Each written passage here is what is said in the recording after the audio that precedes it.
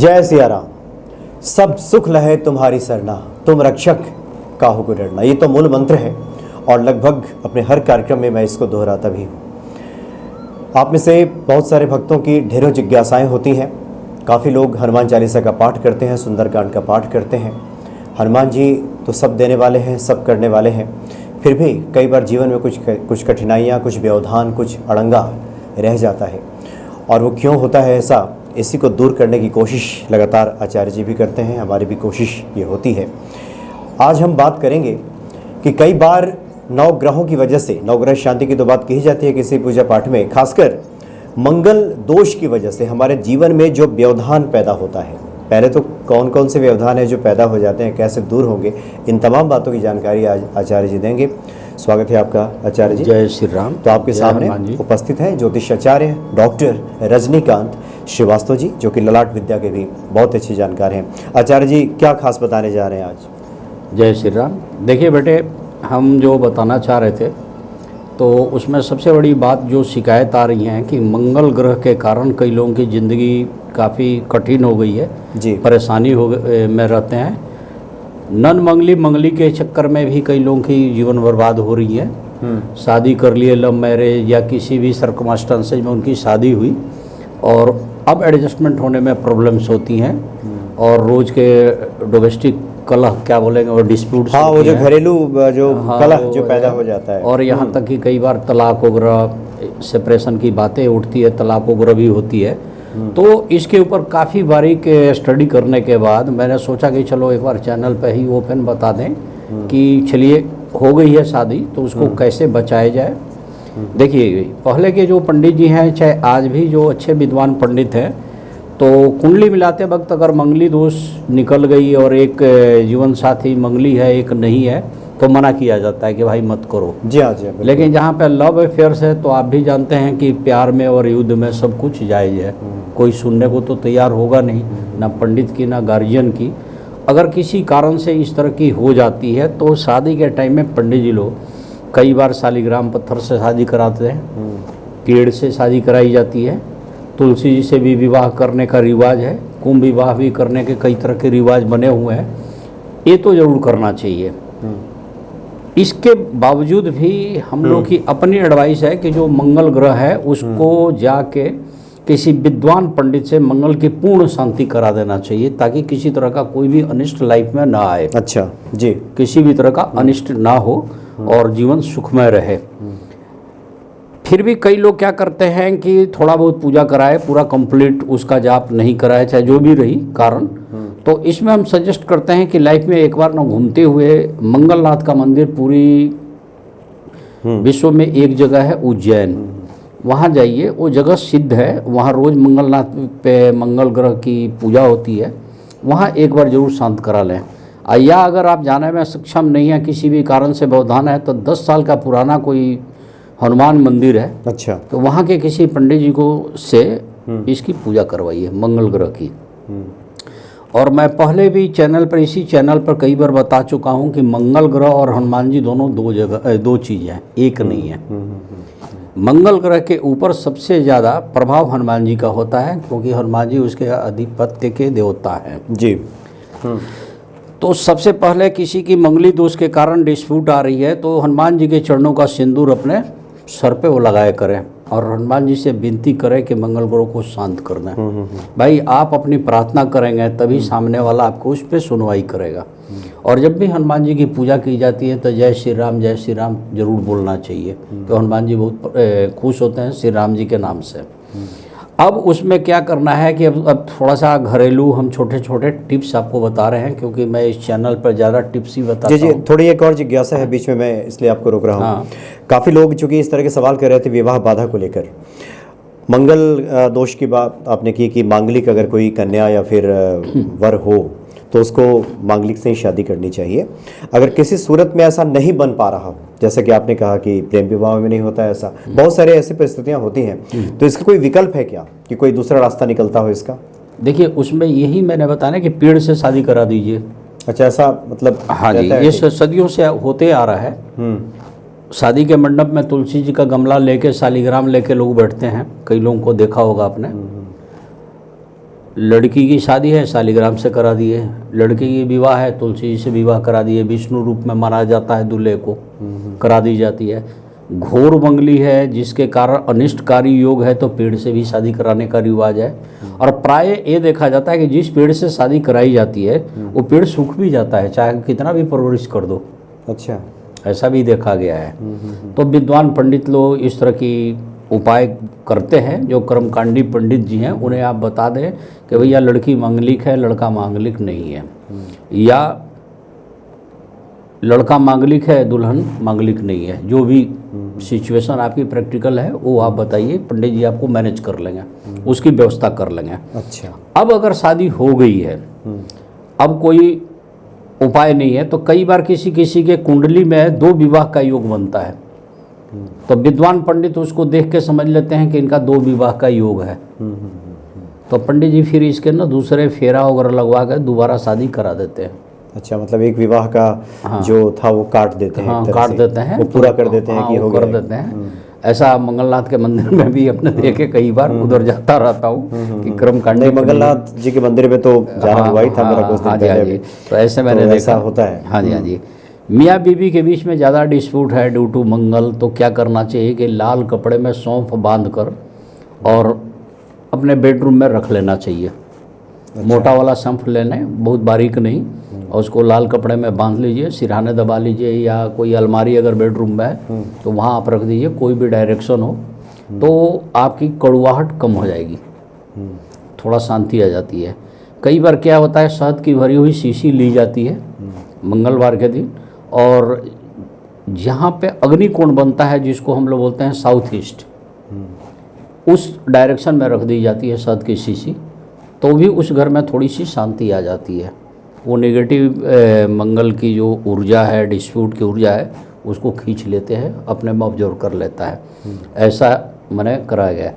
ऐसे आदमी के घर में अगर वो आदमी मकान वकान चाहे उसकी मरम्मत वगैरह कर रहे हैं, तो कम से कम घर बनवाते समय लाल पत्थर जरूर लगवा लेना चाहिए। अच्छा, 1-2 लाल पत्थर जरूर लगवाना, अगर सब जगह लगा लें फार बेटर, नहीं लगवाते हैं तो लाल पत्थर जरूर लगवा लें अपने बेडरूम में, ऐसी घर में, ताकि ऐसे लोगों को लाल कलर की मिठाई जो है ना बच्चों में बांटना चाहिए। चाहे अदर्स में भी बांट सकते हैं, बड़ों में भी बांट देते हैं। मंगलवार का दिन हो, लाल मिठाई बांटते रहें, तो उससे क्या होगा कि मिठापा बढ़ी रहेगी, कड़वाहट कम होगी। अब दाम्पत्य जीवन में, हाँ, दाम्पत्य कंजुगल लाइफ की ही बात कर रहा हूँ मैं। जी। और हनुमान जी की हमेशा आराधना करते रहें कि हे हनुमान जी हमारी मंगल दोष को शांत कर दें। देखिए, ख़त्म तो कभी नहीं होगा, चाहे पंडित जी लोग चाहे कितनी भी बोल दें, चाहे हम भी बोल दें, चाहे कोई भी बोल दे कि 28 साल पे मंगल ग्रह ख़त्म हो जाती है, ख़त्म नहीं होती है। उसकी पावर जो प्रभाव कम होगा, प्रभाव कम हो जाता है, मैच्योरिटी भी बढ़ जाती है। मियाँ बीवी की लड़ाई रोड पे ना होकर बेडरूम में हो जाती है। जो अड़ोसी पड़ोसी हैं सोचते हैं कि चलो ठीक ठाक हो गया, दुनिया के सामने हंगामा नहीं होता। हमारे ये चीज़ है, मैच्योरिटी बढ़ जाती है। क्या करना चाहिए कि लाल वस्त्र लेकर अपने 2 मुट्ठी मसूर की लाल दाल बांध करके मंगलवार को किसी भिखारी को, निर्धन आदमी को दान कर देना चाहिए, कि कम से कम वो उसके घर दाल बन जाए, वो एक टाइम दाल खा ले। इससे भी मंगल दोष में काफ़ी प्रभाव पड़ता है। लाल कपड़े में बांध कर, लाल कपड़े में ही बांध करके देना चाहिए। मसूर दाल हाँ जी, हाँ जी, किसी जरूरतमंद को दे दें। हाँ जी, हाँ जी। अच्छा आचार्य जी, एक और ध्यान में चूँकि आ गया, बहुत सारे जो भक्त हैं, हनुमान भक्ति जो देखते हैं, जो लोग कनाडा, ऑस्ट्रेलिया, अमेरिका, विदेशों में रहते हैं, उन लोगों का कहना था, आपने कुछ उपाय बताए थे, उनको अधिकांश लोग कहना था कि पीपल तो अमेरिका में है ही नहीं। अच्छा, बहते पानी तो यहाँ हम कुछ डाल ही नहीं सकते। हाँ। कुछ ऐसे उपाय बताएं जो यहाँ भी हम कर लें। तो साथ में ऐसे लोगों के भी शंका का आप समाधान करते चलें, क्योंकि वो लोग भी सुनते हैं तो चाहते हैं कि कुछ ऐसे उपाय मिले जो वहाँ भी हो जाए। एक उपाय बता रहा हूँ। देवों के देव महादेव शिव जी हैं।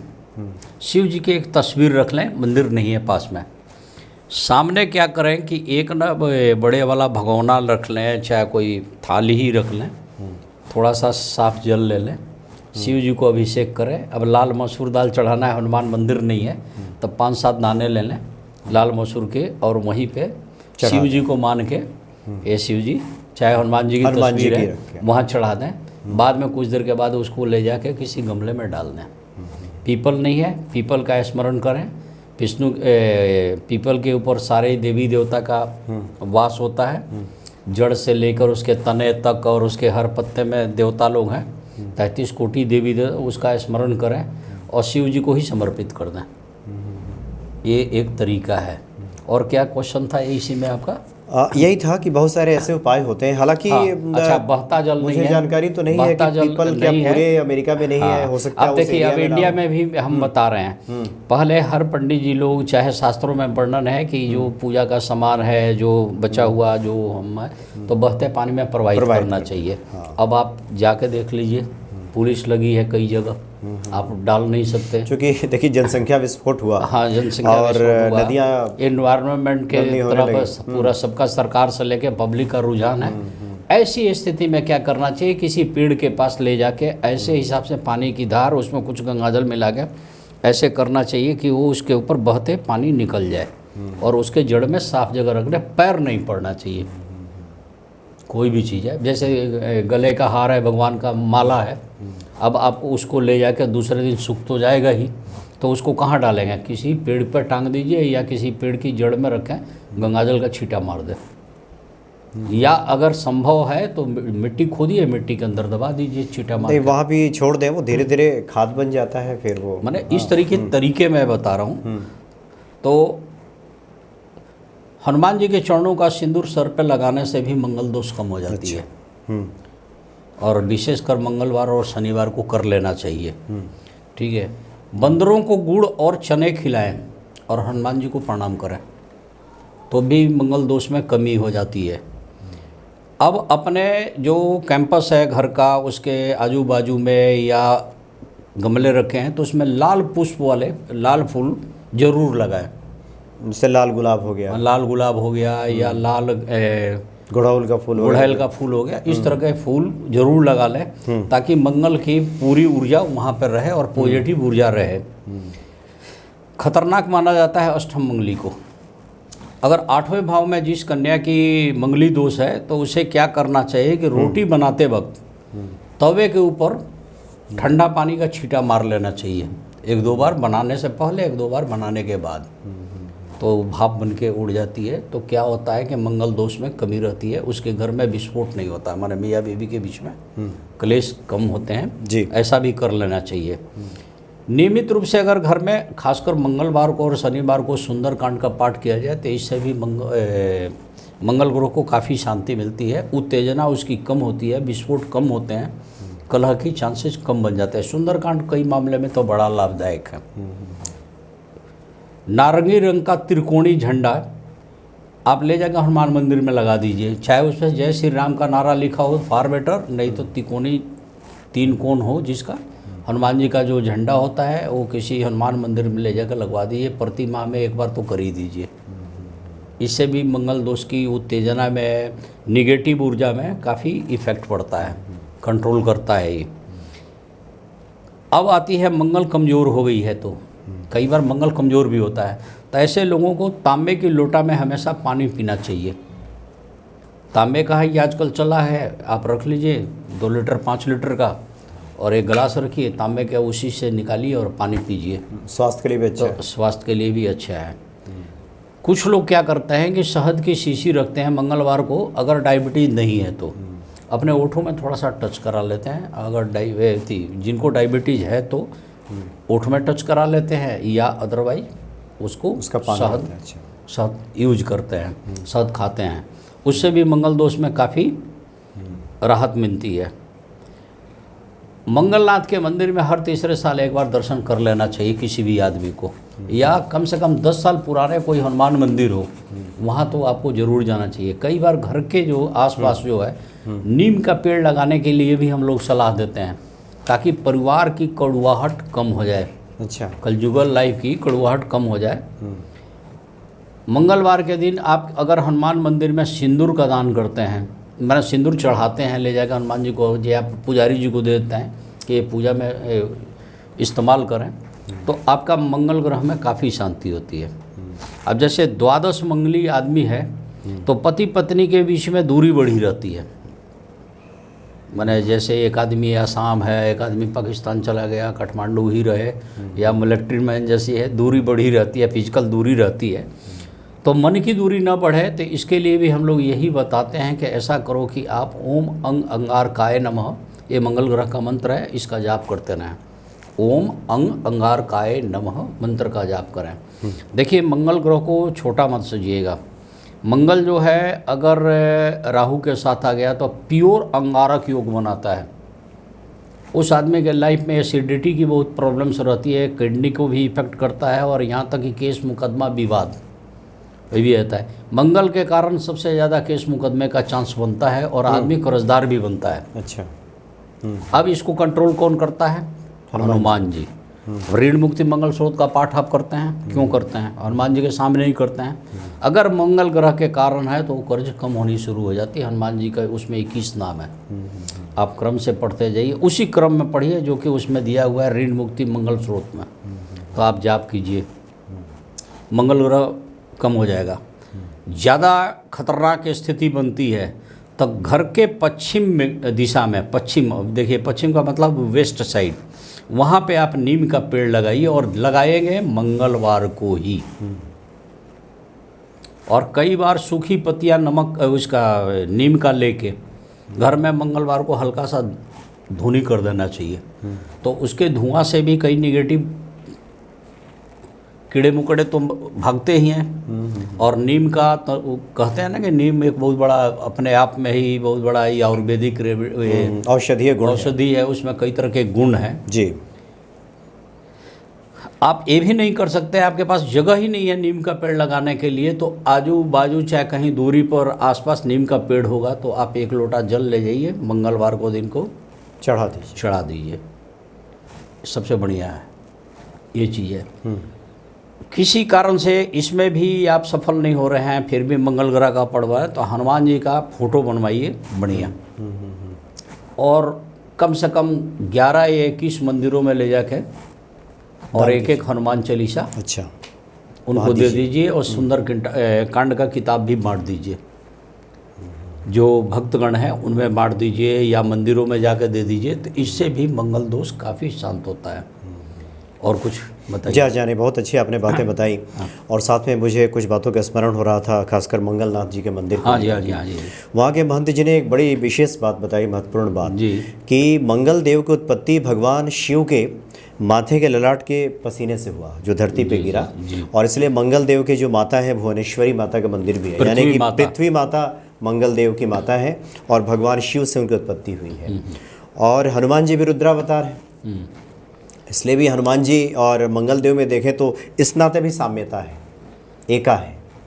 और जितने सारे उपाय आपने बताए हैं, निश्चित तौर पे जो हनुमान जी के साधक हैं, जो हनुमान जी की आराधना करते हैं, जी। वो धीरे धीरे वो चीज़ें हैं वो अनुकूल होने लगती हैं। सही बात। और आपने विवाह बाधा से लेकर के अन्य क्षेत्र के जीवन के जो क्षेत्र हैं, भूमि के भी मालिक मंगल देव हैं, वहाँ भी जो कठिनाइयाँ आती हैं, ये तमाम उपाय आप करें, और बहुत ही ये वैज्ञानिक उपाय हैं, कसौटी पे कसे हुए हैं।